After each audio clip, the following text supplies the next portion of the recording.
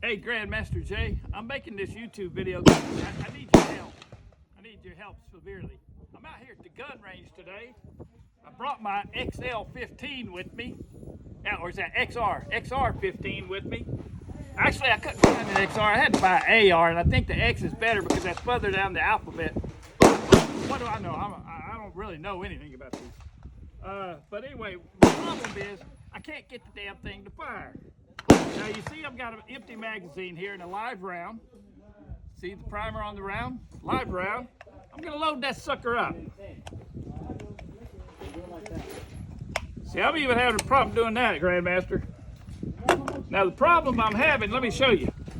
See, yours had an open hole with no round that looks like that. Now I'm actually trying to fire mine. I'm not just demonstrating the way you were. I'm trying to fire mine. So I'm putting a live round in there. And then I'm gonna close my bolt. Like you, look, see there? See there? It did not fire. Now, did I get a defect? Is my weapon defective? I'm gonna try it again. I'm gonna eject that round. Take my magazine out.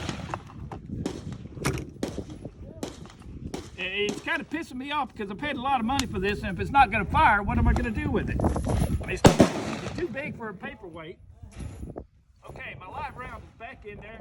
My bolt is open again, as you see. Okay, and if I slam it on the ground like you did, it should fire. Now I'm gonna aim at I ain't gonna aim at nothing because I can't aim and slam at the same time. I'm just gonna point it down range.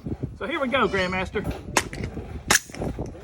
See, it's not firing. Now mine, I actually have to pull the trigger. So can you tell me what's wrong with mine?